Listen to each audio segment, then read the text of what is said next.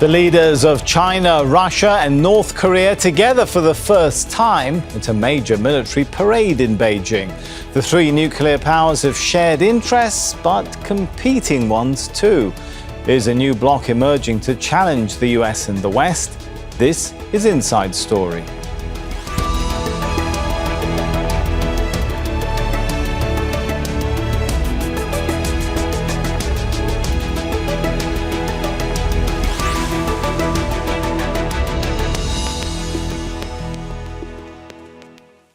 Hello and welcome to the show. I'm Sami Zeidan. The massive military parade in Beijing, marking 80 years since the end of World War II, involved immense planning.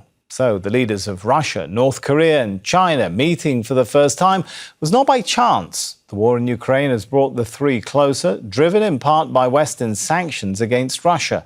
Donald Trump's return to the White House has brought new uncertainties for both allies and adversaries of the US. In the global South, domination or hostility from the Trump administration is a growing fear. So is the meeting of Xi Jinping, Vladimir Putin and Kim Jong just a get-together at a ceremony or something more than that? There's a new bloc in formation led by China to challenge US and Western global power. And what might be the consequences? We'll ask our guests these questions shortly, but first, this report from Joel Evans. President Xi Jinping welcomed a host of world leaders to the 80th commemorations of China's victory over Japan and an end to the Second World War.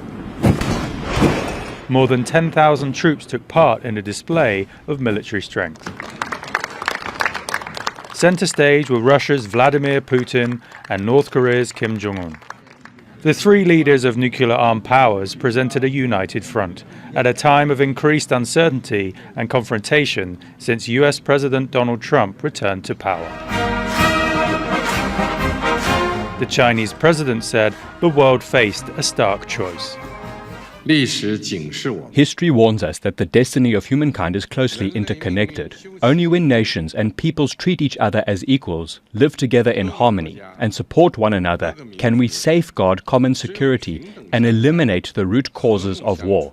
We must not allow the tragedies of history to repeat themselves. Today, humanity once again faces a choice between peace and war, dialogue and confrontation, mutual benefit, and zero-sum competition. The war in Ukraine has brought the three countries closer together. Punitive Western sanctions against Russia have seen it forge deeper trade alliances with China. As a result, the West has accused China of indirectly supporting Russia's offensive, including supplying it with technology that could be used for military purposes. And North Korea has sent troops to fight alongside Russian forces, as well as providing munitions and weapons. There's great love and respect. Shortly after the parade began, President Trump accused the three leaders of conspiring against America. I thought it was a beautiful ceremony. I thought it was very, very impressive. But I understood the reason they were doing it, and they were hoping I was watching, and I was watching. Among the military hardware on show, China showcased cutting-edge weapons systems, unveiled to the public for the first time. The appearance of the three leaders together also raises the question of whether a new bloc is being unveiled or something less formal. Joel Evans, Al Jazeera, for Inside Story.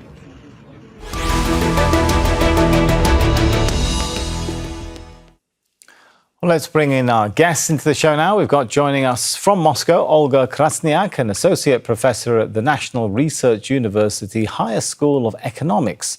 In Washington, D.C., Shirley, a senior fellow with the London School of Economics. And in Brussels, we have Theresa Fallon, the director of the Centre for Russia, Europe, Asia Studies. Welcome to you all. If I could start with Olga in Moscow. So does the appearance of the leaders of China, Russia, North Korea speak to something more than just an appearance at a ceremony?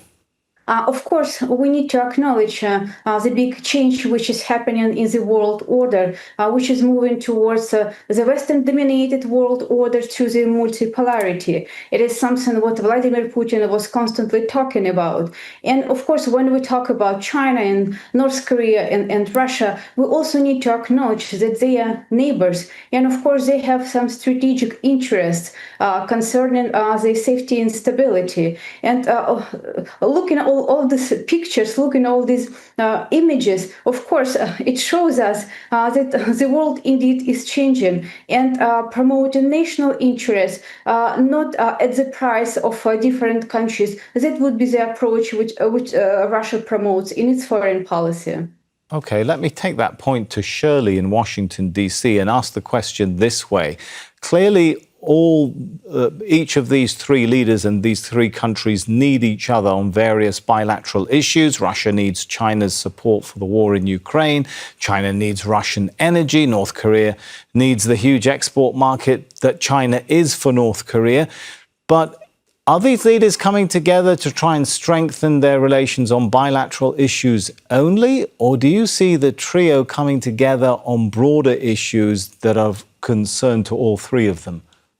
Sami, you are indeed describing an interconnected world, but I think it is also in a way myopic for the Western lands to focus just on the trail, because there are indeed 26 heads of states and governments standing on top of the gate of Tiananmen Square this past Monday, in addition to dignitaries from South Korea, New Zealand, Africa, and Central Europe. They are not there, I can assure you, to form any sort of alliance. Alliance, by definition, is a mutually assured security commitment and obligation. NATO is an alliance.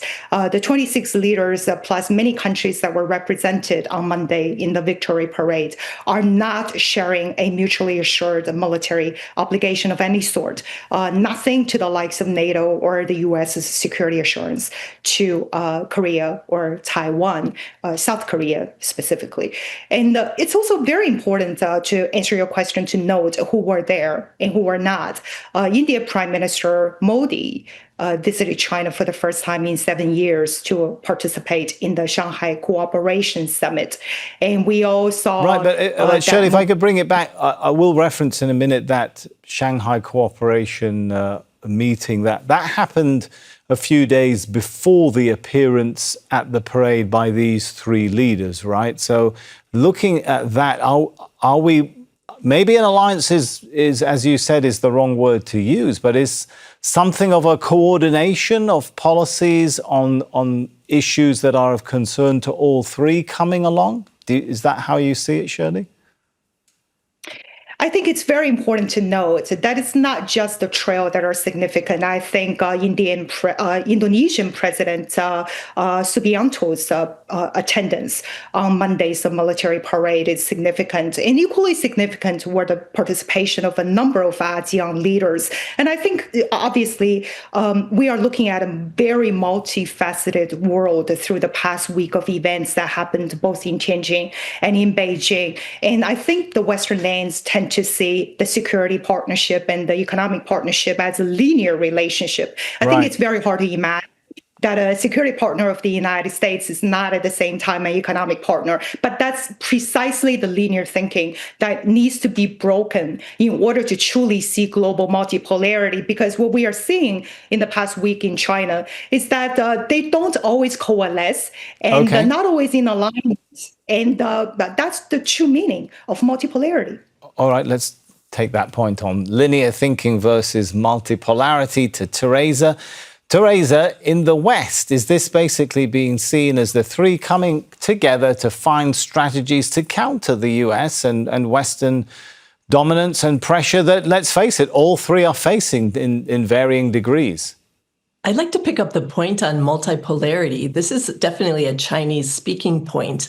And I think the real world, if we want to be frank, is bipolar. It's how the US and China work with or against each other. The rest is noise. So we see the other countries like Russia, which has actually been weakened by the war in Ukraine, kind of showing up as a vassal to China. They actually signed, allegedly, a new energy deal but none of the details about the cost of the energy has been revealed. We've seen this movie before. And Kim Jong-un is having the time of his life. He's a hermit kingdom. He's not allowed to travel, so he took his private train, made it to Beijing, and is having a great time. You know, he's having the time of his life, actually. He's got his daughter there with him, showing how the, big leaders look. So this was orchestrated as a propaganda device to show the world China is big and important, and look at all our weapons. And I think all the neighbors are kind of nervous seeing all of this. And he's also, in addition to that, kind of trying to rewrite history and trying to make the Chinese Communist Party play a bigger role in World War II. But this is really a revisionist history that he's trying to pull because, as we know, the U.S. was supporting Chiang Kai-shek. The planes were flying over, the Flying Tigers, bringing material to help fight the war, to help fight against the Japanese. And he's trying to recast it as a great Chinese Communist Party victory. And I think most historians would disagree with that. And the fighting really was with the Kuomintang troops and but the Chinese Theresa, Communist Party were up the I mountains. appreciate the going back into bring us the historical context, but bringing it to today, But let's go back. is So the West the feeling key of nervous this whole- seeing these three leaders coming together at a military parade because they feel that a challenge is coming towards their dominance in world affairs? Yes, I think that it's a picture for the history books, the three autocrats all together on stage in Beijing. And yes, I think that this is something we should be very worried about. And what is the message there? Why is Kim Jong-un there? He has nuclear weapons. And I think the surrounding countries are going to get more and more concerned if the U.S. is not seen as a security provider. South Korea, Japan, these countries will do their best to get nuclear weapons. And that changes the calculations of China. They don't want to see their neighbors with nuclear weapons. So we're entering a new era. There are two routes here. You can go the Kim Jong-un route and do it very quietly and have your nuclear weapons, or you can go the Iran route, which doesn't seem to be working very well because every time they try to develop something, they're bombed. So, and because they were negotiating things. So I think that the future will be more nuclear and actually much more dangerous for the world. Okay, let me take that point back to Olga in Moscow. A new era, a bipolar world, a choice between perhaps the US and China, as I think the gist of what we were hearing from Theresa in Brussels. Donald Trump, if you read his tweets where he says the three are conspiring against the US. Are they, Olga? Well, I do not think so. And probably we should not just trying to explain everything through the Western lens. If we're looking at this type of strategic partnership, which we have with North Korea, and we have great relations with China, so we put forward our own interests. So it's not about against Western countries, it's about without Western countries. And it's not just only with China and North Korea or India or many different countries which represent the world majority. So I would suggest to drop off this explanation just only through Western lens. We have our own interests and we try to promote and secure them. And yes, we have our neighbors. We cannot ignore them and we don't want to ignore them. And China is our neighbor as well as North Korea. So, and probably looking from this perspective would help us to understand what would be Russia's intentions, not against the West, but without the West. It is fighting a war, though. Russia is fighting a war, Olga, in which one side is backed heavily by the West. Is it possible to overlook that when you talk about this is just an alliance without the West? Well, I would not use the word alliance. I agree with my colleague. So because we have no commitments, alliance means having certain commitments. But we have strategic partnership. And of course, this strategic partnership with North Korea and indeed with China, it is a result of this last more than 3 years. But when we talk about Ukraine, course, we cannot avoid this conversation. So Ukraine is different. It is it plays a very important role in Russian history and culture. And of course, it's totally different comparison to Baltic states or any other NATO countries. So, and I believe Russia would never ever expect Ukraine being a NATO country. Why? Because NATO poses a threat to Russia, and Russia is about to eliminate this threat. All right, I do need to go to Shirley in a minute, but the thought that came to my mind briefly, Theresa, couldn't it be argued that it's actually US policy that's pushing these three countries together by pressuring them all at the same time, albeit in different ways, one with sanctions, one with tariffs and so on? Well, I would think that the first mistake here was President Putin's disastrous move to invade Ukraine. He's almost 4 years into the war and he hasn't been able to conclude it. So it shows the weakness of Russia. He's alienated all of his neighbors. Even Belarus is trying to move further from their orbit if it's possible. He has two neighbors, Finland and Sweden, who've joined NATO. Finland just opened a new NATO base just a few days ago. So what has he got out of this? He's destroyed his economy.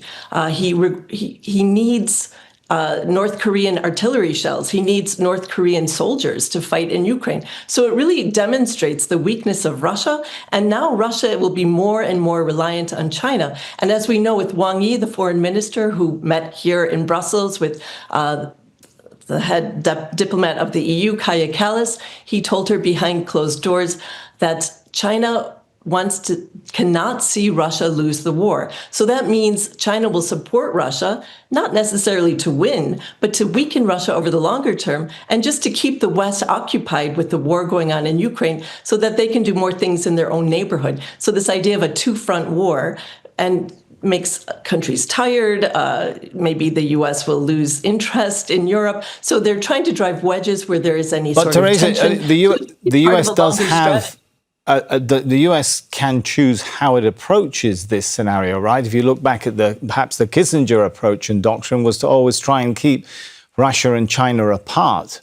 There are those analysts in the West who are saying the Trump administration is not following that path. It's taking on too many friends as well as foes at the same time, including, its members, its allies within NATO, within the EU and so on. How do you see that? Sami, I have to just make a comment about that because the Soviet Union and China had already been apart for almost a decade when Henry Kissinger got a cold and went on a secret trip to prepare the meeting with Nixon. So that's not really, I know Trump wants to try to do what people call a reverse Kissinger or a reverse Nixon, trying to pull one of them away from the other. But I think the biggest nightmare for all of them is that Trump might cut a deal with China and then Russia will be set free, or Trump, it's a mistrustful triangle. Every day, Putin and Xi probably wake up and wonder what kind of deal are they doing behind my back? So it's a very mistrustful triangle. And we've seen this before. We saw it in the Korean War. We saw it in Vietnam. So these countries have, played at different angles over the years. And so it's something that we should be familiar with. And Brezhnev himself wrote that he never could trust China. So I think that there is a low level of trust between all three players. And the fact that Russia really is sacrificing its youth, its economy, it's going to take, there is a growing movement of nationalists within Russia who are very unhappy with the position that Putin has put them in. And if we know from the hot mic incident in Beijing, right, both Xi Jinping and Putin are looking towards the future and expecting to live for 150 years. So maybe the nationalists in Russia might try to do something about that.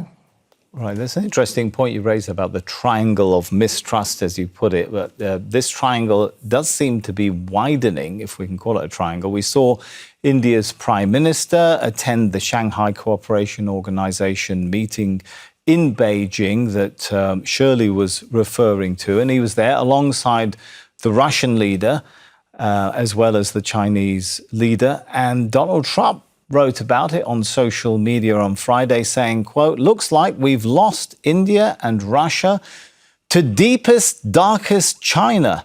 May they have a long and prosperous future together." Shirley, is this a meeting of temporary interests, a triangle or maybe now a square if we throw in India into the picture, of mistrust?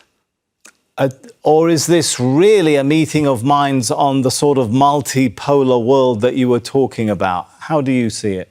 Certainly a multipolar world. And I find it interesting that from the Western lens, the thinking tends to be, oh, there is a bloc forming. You are either with us or you are against us. That's typical binary thinking. And I find it really interesting and maybe in a way tragic for my Brussels colleague to state that the world is moving into multipolarity, which essentially indicate that we are moving into a zero-sum world scenario. And that's basically putting the great power and the strength of the EU into oblivion from China's perspective, as well as the large developing world. If I could jump in and play, Shirley, I think Theresa's point was that we're moving more into a bipolar world in which the choice is either the US or Beijing, and that those who are falling into some kind of closer relationship with Beijing may only be there for short-term interest until they cut a deal with Donald Trump. How do you respond to that kind of narrative, Shirley? I think we must see the world in a very complex web of intertwining relationships, technological evolution, energy realignment, security framework, as we saw in the SCO, but also trade de-dollarization. We're seeing different blocs forming along different global agenda, basically to build alternative multilateral institutional architecture that better reflects the aspirations and positions of the great emerging powers in the developing world. And we must recognize that this is not a linear relationship. It's not as if India and Russia strike an energy alignment, therefore India is not a part of the democratic world. It still remains to be the largest democracy in the world. So we must continue to see the world evolving into multipolarity, not only by membership forming along different lines of interests and the strategic autonomy, but also in multifaceted fashion along the different lines of economic and security cooperation. And with that being said, I think the blocs that we're seeing led by the SCO in the past week, but also the increasing institutionalization of BRICS plus nations, they are not pro-West. They are certainly not anti-West. I don't think these organizations and institutions set out to be against the Western members. They are simply non-West. And the West must recognize their aspirations, their positions in the world, because by 2050, China will be the largest economy in the world. India will be the second largest economy, and the US will be a close third, according to the PwC estimates. And I think underestimating the power of the large emerging world is blindsided. It's interesting, Shirley, that you used the word blocks there. Let me take that point to Olga in Moscow and ask this question. If the world is heading to these new blocks, at some point, do we start to see that turn into military alliances? Is the foundation, or are the foundations to some extent already there? When you keep in mind, Olga, Russia and North Korea signed that comprehensive strategic partnership treaty in 2024, which does have a mutual defense clause. China and North Korea have a mutual aid and cooperation friendship treaty that also has a formal defense part of it. Moscow, Beijing have declared their no limits partnership or friendship on various times. Are we just a few steps away from talk of blocs to deeper military alliances? Well, I do not think so. I do not think that Russia would be interested to form certain blocs which would be, functioning under certain treaties as a hard law from this perspective. No, and all these relations which you described with North Korea, for instance, or with China, they are regulated by bilateral agreements. So it's not about making blocs.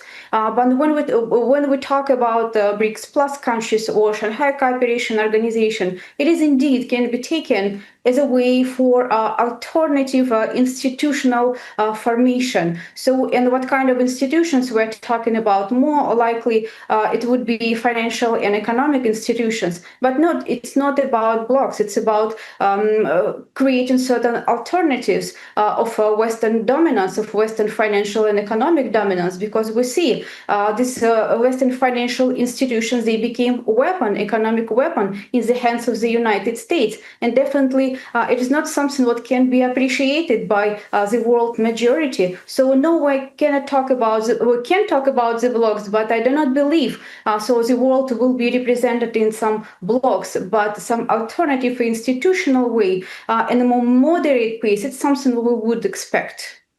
All right, let me take some of those points back to Theresa.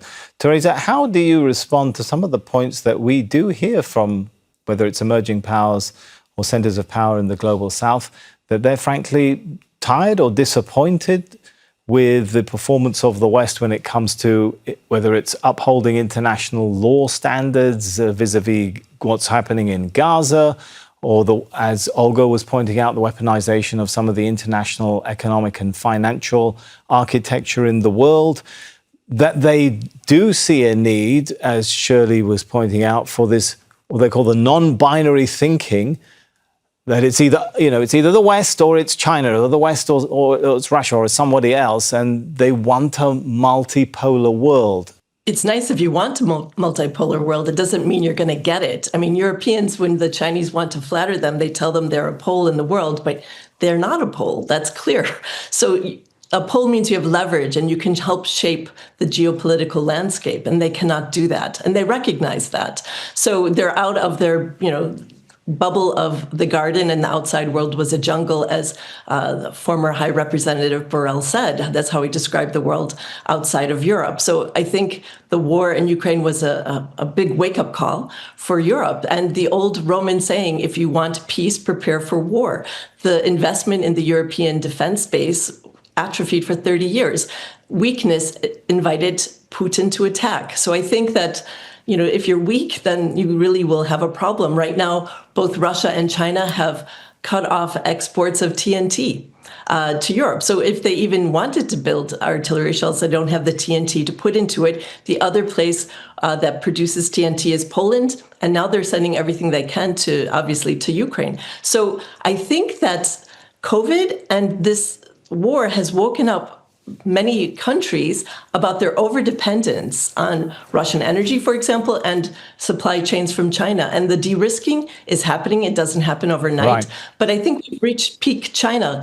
And China is a fragile superpower because their economy actually will not be growing as quickly as Shirley expects. We're seeing high unemployment in China, disillusionment among the young. Also, the real estate market has collapsed. So there's not so they've got some issues to deal with there. All right, we're going to have to leave the discussion there and thank our guests very much, Theresa Fallon, Olga Krasnyak and Shirley Zeidan. And thank you too for watching. You can see the show again anytime by visiting our website, aljazeera.com. For further discussion, head over to our Facebook page. That's facebook.com/AJ Inside Story. You can also join the conversation on X. Our handle there is @AJ Inside Story. From me, Sami Zeidan, and the whole team here. For now, it's goodbye.